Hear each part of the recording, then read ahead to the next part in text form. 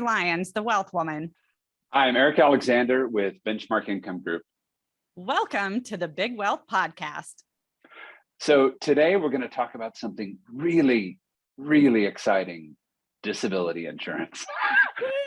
Before you Happy New Year. Let's start with the driest topic we can start with. But this is actually kind of a fun topic. So my background was, for a long time, was manufacturing. So supply chain, logistics, all that kind of fun stuff. And the running joke, or I think it was an aphorism or a truism, I think, with manufacturing, is what we call the good, fast, cheap triangle. So every client, every customer that walked in the door wanted the product really good, high quality, reliable. They wanted it yesterday, and they want to pay no money for it. And so the joke is that the client wants all three, but really they only get to pick two. So if they want it good and fast, it will be cheap. If they want it fast and good, it's going to take a while. Or fast and good, it's not going to be very cheap, right? It's going to be really expensive. But at that trade-off, where of the three things that everyone wants, you really get to pick two. And that's kind of, when I look through that model, I find that there's three things everybody wants and you only get to pick two, to be true across my life, across products, across financial instruments. It seems to be a truism across multiple things beyond just manufacturing. Right. Well, and I definitely think there's parallels when you're talking about disability insurance, because if I think about that kind of triangle, if you will, I think the first point is the contract language and the definition of disability, because some contracts are going to have a very broad definition and some are going to have a very narrow definition of what constitutes a disability. So that contract definition is that first kind of point.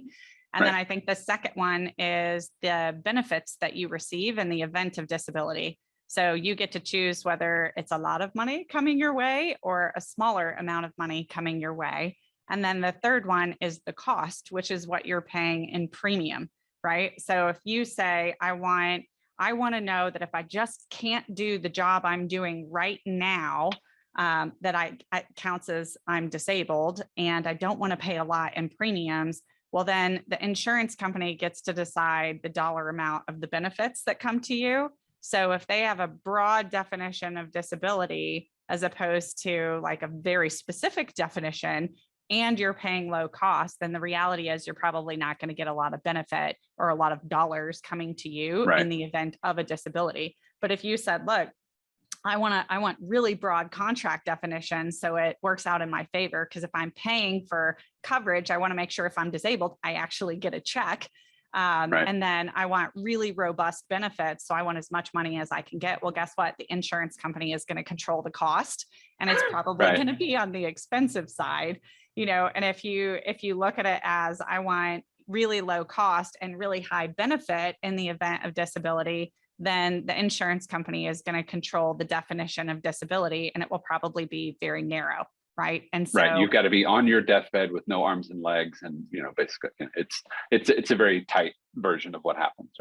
Right. And there's, when you look at specifically contract definitions, I tend to lean in favor of own occupation definitions, which means if you can't do the job that you were doing at the time of disability, that you are truly disabled for purposes of the contract. But there are other definitions out there. So sometimes the definition is, if you can't do something that your experience and education qualify you for, right? Which is slightly less broad, because maybe I can't do the job I was doing at the time I became disabled, but I could be a professor teaching about what I was doing before, right? Then technically I wouldn't be disabled under that definition. Whereas if I was in a situation where maybe I just didn't have the mental faculty any longer to do it, but I could tear tickets at a movie theater, then, that's different. You could do something, anything. Right. And then some contracts are the Social Security definition of disability, which essentially means if you're receiving a disability check from Social Security, then they'll cover the difference or something like that in terms of what they initially committed to. So there are very broad variations in what that definition looks like. And we even sometimes see tiered contracts where maybe initially it's own occupation, and then it slides into education and experience, and then eventually becomes true disability in terms of the Social Security definition. So that's something that you have to pay a lot of attention to. Yeah, but I think that contract language piece of it is such a cool, it's an area where a good practitioner for setting up disability insurance can really paint with a lot of brushes, right? So maybe you just want to make sure that if I've got a hangnail and it's a persistent hangnail, that I'm getting paid out for it. Maybe a little bit more intense than a hangnail, but maybe I'm only going to get that for about 5 years, so that I've got a shot at sort of retooling, trying to figure out what I want to go do next. I'm buying time, and then after that it slides down, right? And that and it's a way for the client to be able to control costs but still get something really great. And then there's a whole bunch of little nuancy bits in there of, and one of my favorites, and this is something you introduced me to gosh, 10 years ago, is this idea of residual. Like, a lot of times whenever you walk back into the office the first day after your disability is over and you're like, I think I can do this, the moment you walk in the door, whether you're working at 100% or 50%, you're done, you're toast, right? The check stop, right? So some of those other nuancy things that says, well, I can come back to work, but maybe I'm not full time, but I'm easing back in. You at least still keep getting, you keep getting some money, right? So there's, and there's 1,000 of those, right? 1,000 of those little nuancy bits of it to really craft it just like you want. Yeah, different carriers are definitely going to have different options on that standpoint. And those usually show up in the form of riders. So that residual income is usually a rider that we see and sometimes we see that rider is bookmarked to the number of hours that you're able to work.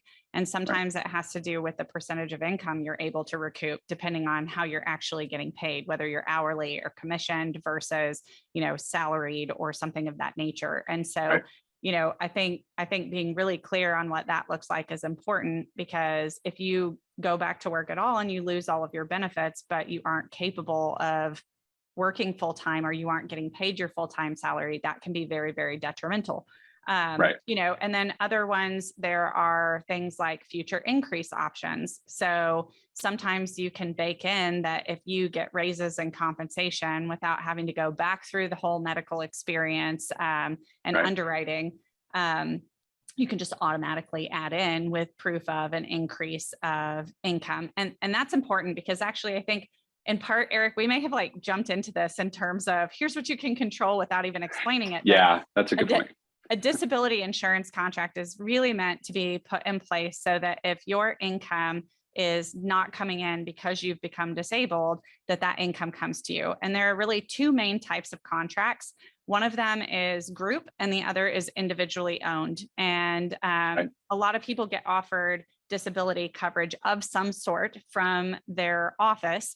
And sometimes that's paid completely by their employer. Sometimes it is paid by the individual. And so typically what happens if you're paying the premiums yourself is that the benefits will end up being tax-free. But if your employer is paying for it for you, the benefits are usually taxable. And even if you're paying it and it's being deducted, you have to be sure you understand if it's being paid with pre-tax dollars or after-tax dollars, because if it's the after-tax dollars paying for your coverage, your benefits will be tax-free. But if it's pre-tax dollars paying for your coverage, then your benefits are taxable.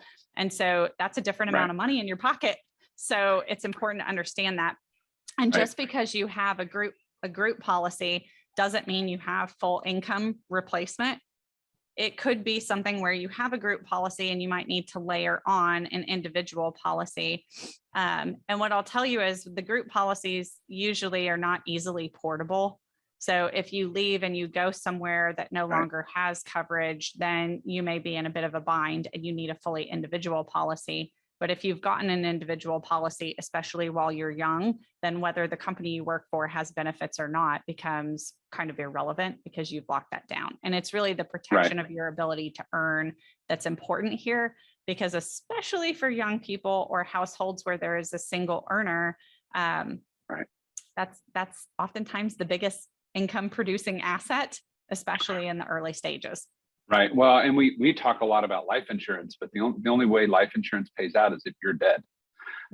If you're not dead, but you can't work, it's almost worse, because you're not only not producing income, but you're an additional burden. Not to be sort of morbid about it, but yeah, your expenses go up. Your expenses go up, right? Yeah, I'm gonna give you a paper cut, pour lemon juice on it here in a second. But right. I mean, your expenses go up, and you've got no income coming in, and so the disability is sort of, in my opinion, dry of a topic as it sometimes can be, is super critical for families. Right. And in that, what if, like, if this happens, I need to make sure everybody's still functioning, right? We still have enough money to pay the bills. Right. And I want to go back to the riders, but I want to add one thing in. So if you want disability insurance, typically what the process looks like is you complete an application, and you do a medical exam. Oftentimes they'll draw blood, make you pee in a cup. And then the insurance company, whatever carrier you're applying with, is going to pull medical records from any doctor you've seen in the past 5 or 10 years, usually. And once they have all that information, they come back, and based on your profession, your income for the past 2 years or so, right, and all of that medical data, then they will price that out. So it's that process usually takes anywhere from 4 to 6 weeks. If you have a complicated medical history, it might take even longer than that. But it's important to understand that that's what happens. So when I talked about the future increase option, rather than having to go back through that entire process because you want right, additional coverage, all you have to do is send in, last year's tax return or last year's W-2, pay stub, right? No. Right. And then they say, great, write us a check and we'll give you the extra coverage. So something like that is really helpful because you don't have to reprove insurability, and the cost is already kind of preset. So you aren't at risk if you wanted to add more. And another rider that I think is really important to understand, some companies do this as a rider, some do it based on the definition of disability. It really just depends on the company, is does the policy you're looking at cover things like depression or mental reasons that you can't work? And does it cover things like addiction, right? If that causes the issue. Because right, I will tell you that we see wide variances between carriers and options on that in particular. Yeah, and to land the plane back to the original triangle, for me anyway, I think the first big piece to solve in the equation of trying to figure out disability and how much and what does that look like is really nailing down that contract piece. Like Mm-hmm. if it's the contract, how much I get paid and how much it costs. To me, the contract piece is really that first layer of want to design it just like it's supposed to be designed, Mm-hmm. and then figure out the other two. Right. Yeah, I think that's important. You want to know that you want to understand what it is exactly that you're paying for. And another rider to think about too is, do you want a cost of living adjustment? Do you want essentially an inflation rider? And oftentimes we see those at 3, 5, or even 6%. And then, how long is the benefit going to be paid? Sometimes it's 2 years, sometimes it's 5 years, sometimes it's to age 65. And there are even contracts that will pay it to age 70. So really getting clarity on what's happening with the rest of your assets and what do you need to have in place in the event that something like that doesn't happen, right? And the thing is, I think these conversations are particularly hard because it's spending money on things that may not come to fruition, right? This is not the fun part of adulting by any means. Right, yeah. Let me just give you this check so that if something ever goes wrong, my family's okay. But I think part of what we have to really identify is that when you are building a financial plan or a financial strategy of any kind, it can't be based on hope. I hope everything works out. And if it does, I'm going to be in a great position. You need to build a plan that will work and work well if everything goes right. But part of the reason to do any type of planning or strategy building is to make sure that if life throws you a curveball financially, everything still comes out smelling like roses, right? Well, and the way you designed it, the way you envisioned it. Yeah, because you don't want to have a disability and a financial crisis at the same time. One of those is plenty, right? You don't want to compound the issues if you can avoid it. And so making sure that you've got the protection part taken care of is key. And, Eric, oftentimes internally, we talk about it as building the moat around the castle. Yeah, I was just thinking that. Yeah. Yeah. If you're going to spend the time building your wealth, you want to make sure no matter what happens in your life, that that wealth stays yours. And I just want to add one more thing in this for the business owners who are listening.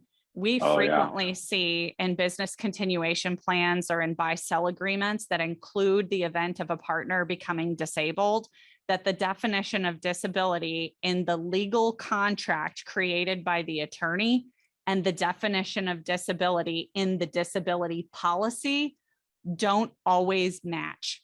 And that can create a situation where if a partner is disabled, legally, the company is required to pay benefits to that person, but the disability policy has a different definition of disability and might not be sending checks.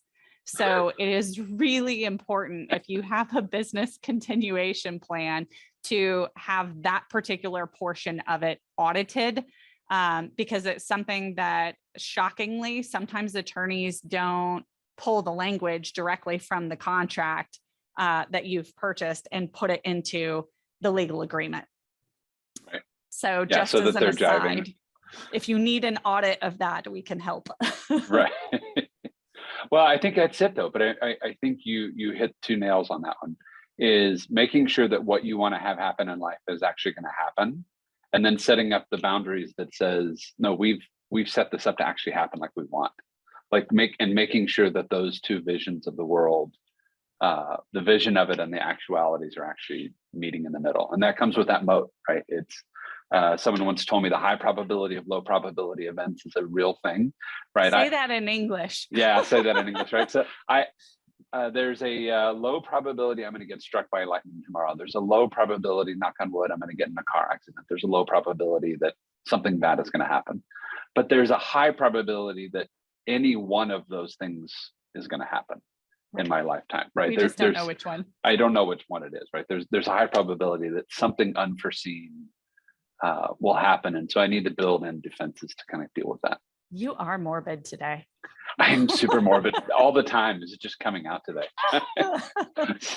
Oh, that's funny. Okay. If you have questions about disability insurance, or if you want to go deeper into this topic, you can find me several different ways. You can go to the Wealth Woman website, which is just wealthwoman.com.